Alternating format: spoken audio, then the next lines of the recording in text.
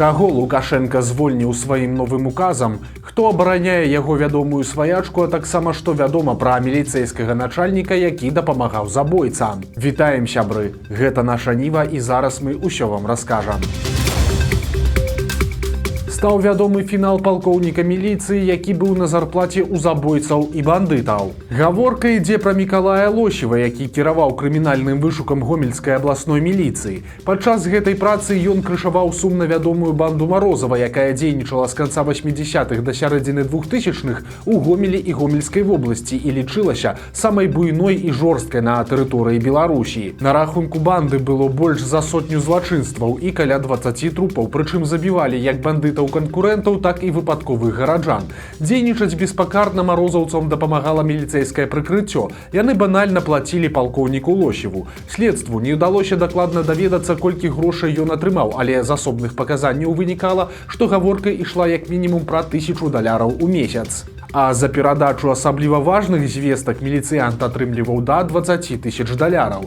Гэта і цяпер немалыя грошы, а для Гомеля 90-х дык проста касмічныя сумы. Дапамога Лосева была насамрэч важная, і вось толькі адна з гісторый. Калі адзін з бандытаў напісаў яўку з павіннай за ўдзел у забойстве, міліцэйскі начальнік адразу праінфарміраваў пра гэта Сергея Марозава, кіраўніка той самай банды. У выніку той даў загад знішчыць усе ўлікі. Напрыклад, у лесе знеслі слупы з дарожнымі знакамі, каб зрабіць немагчымым апазнанне месца злачынства. А яўцы з павіннай Лосеў у выніку проста не даў ходу і сказаў, што звесткі не пацвердзіліся. За гэта ён атрымаў ад Марозава $10 000. Пазней міліцэйска-крымінальная кар'ера Лосева паціху змянілася іншай. Ён пайшоў у адстаўку з органаў у 2001 годзе, і тады яму было 48 гадоў. Афіцыйнай прычынай называлі хваробу, але на пенсіі палкоўнік таксама не бедаваў. Мяркуючы па дакументах, якімі з нашай Нівай падзяліліся кіберпартызаны, пасля звальнення са службы ён паспеў папрацаваць на Беларуснафце і ў гомельскім аддзяленні Беларускага банка развіцця. Арышты марозаўцаў пачаліся ў сярэдзіне 2000-х, тады ж былыя калегі прыйшлі і па Лосева.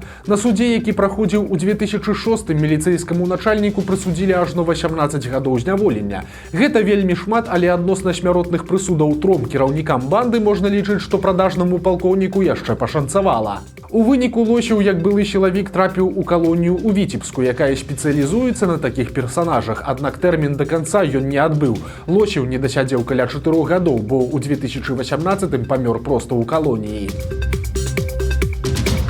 Лукашенко падпісаў новы ўказ, якім звольніў адных суддзяў і прызначыў іншых. Нечакана адправілі ў адстаўку сумна вядомую суддзю з Новаполацка Зінаіду Балаболаву. Яна ўвайшла ў гісторыю як суддзя, якая вынесла найбольшую колькасць пастаноў па палітычных адміністрацыйных справах на Віцебшчыне. Менавіта Балаболава адправіла пад арышт былую прафсаюзную лідарку нафтана Вольгу Брыцікаву, навапалачаніна з грамадзянствам ЗША і Украіны Мікалая Шугаева, жанчыну, якая выступіла на школьнай лінейцы супраць вайны і многіх іншых. За сваю дзейнасць правінцыйная беларуская суддзя нават трапіла ў санкцыйныя спісы ЗША і Канады, але цяпер вось нечаканая адстаўка. Агулам указам Лукашэнкі вызваленыя з пасад 16 суддзяў, прынамсі палова з якіх былі датычныя да рэпрэсій, але ж некаторыя суддзі нават сышлі самі. Як мінімум 2 маладыя суддзі звольніліся па ўласным жаданні. Гэта Любоў Мікуліч, якая працавала ў судзе Лагойскага раёна, а таксама Святлана Плотнікава з суда Ленінскага раёна Мінска. Яны абедзве былі прызначаныя 15 кастрычніка 2020 года на 5 гадоў, аднак звольніліся датэрмінова. У базах праваабаронцаў няма пазнак пра ўдзел у палітычных рэпрэсіях ні Мікуліч, ні Плотнікавай. Неверагодны рэкорд беларускай пенсіянеркі. Лілія Яноўская скарыла чарговую вяршыню. Яна паднялася на гару Анапурна ў Гімалаях, стаўшы найстарэйшай жанчынай у свеце, якая гэта зрабіла.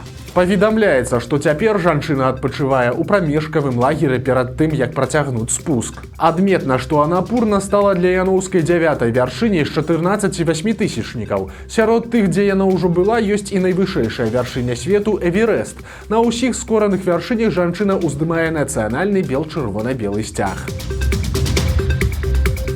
Ксёндз Генрых Акалатовіч, асуджаны на 11 гадоў зняволення па абвінавачванні ў здрадзе дзяржаве, перадаў паведамленне з-за кратаў. Гэта адбылося напярэдадні яго 65-годдзя, якое святар адзначае 8 красавіка ў мінскім СІЗА. Раней было вядома толькі пра абвінавачванне ксяндза і яго прысуд, але падрабязнасці справы ўлады трымалі ў сакрэце, і нават працэс праходзіў у закрытым рэжыме.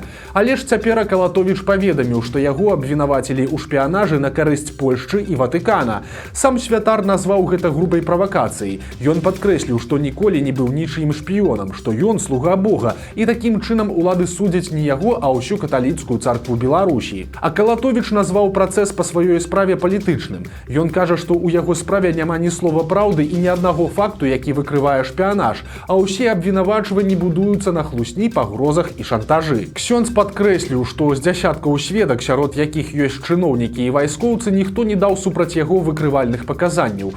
Ён лічыць, што справа была сфабрыкаваная, у тым ліку дзеля таго, каб пад выглядам нанесенай шкоды адабраць ахвяраванні, якія ў яго канфіскавалі, і запатрабаваць яшчэ большую суму.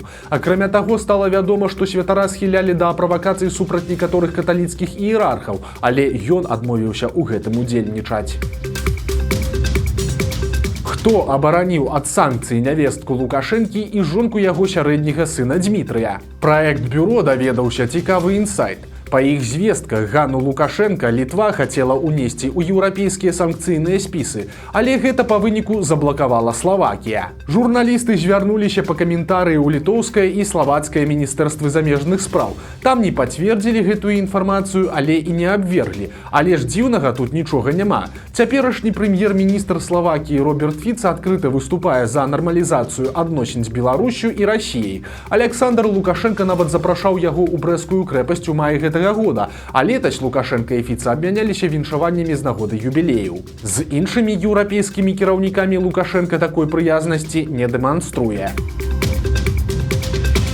Ну і ў працяг тэмы пра нявестку Лукашэнкі. Стала вядома, колькі бюджэтных грошай патрацяць на яе новы праект з назвай «Кожны трэці». Партал «Зеркала» паглядзеў на сумы, пазначаныя на сайтах дзяржзакупак, і атрымліваецца, што на адзін канцэрт выдзяляецца амаль 200 000 рублёў.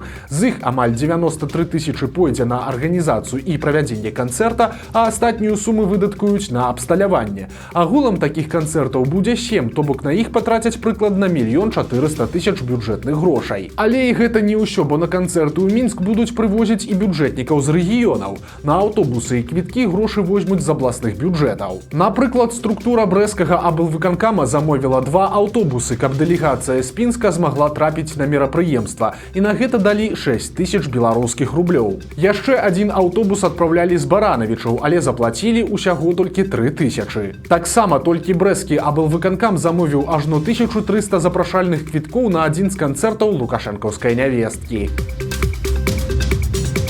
Больш за 100 затрыманых і як мінімум 3 пад крыміналкай. Сілавікі правялі маштабную аблаву на нелегальных мігрантаў. Па даных следства, 3 беларускіх прадпрымальнікаў, у якіх былі фірмы таксі, прыдумалі наступную схему.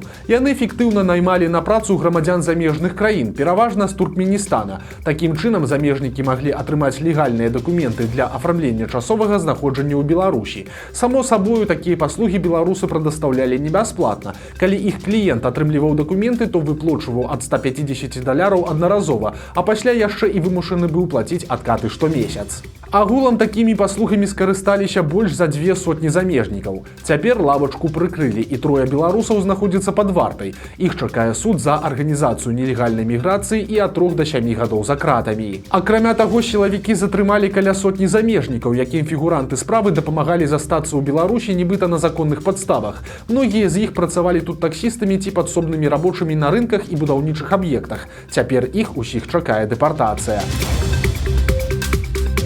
Сумнеўныя цацкі для сілавікоў Лукашэнкі. Міліцыянтам Гомельскай вобласці падарылі дроны ад цацачнай крамы, якая раптам стала пастаўшчыком для сілавых структур. Ад перадачы рэгіянальным аддзелам міліцыі беспілотнікаў паведамілі пра ўладныя рэсурсы, прычым квадракоптары прывёз і перадаў мясцовым сілавікам ажно сам намеснік міністра ўнутраных спраў Мікалай Карпянкоў.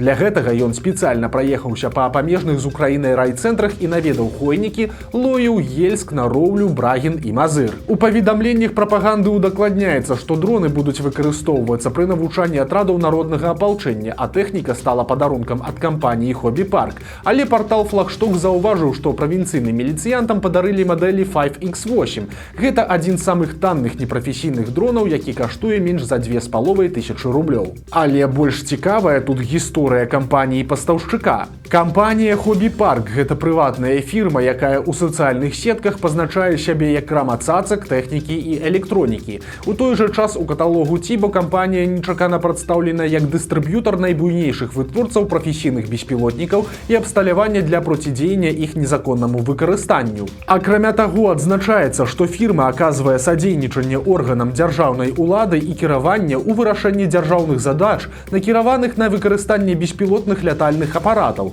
Сярод кліентаў Хобі Парк пазначаны і органы дзяржаўнай улады, і падраздзяленні міліцыі, ратавальнікаў і памежнікаў, і нават Міністэрства абароны і КДБ. Нечаканы разварот адбыўся ў 22 годзе, калі цацачная кампанія раптам выйграла тэндэр Міністэрства абароны на закупку 56 беспілотных авіяцыйных комплексаў блізкага дзеяння DJI Mavic 2 на агульную суму ў 1 мільён 848 тысяч беларускіх рублёў.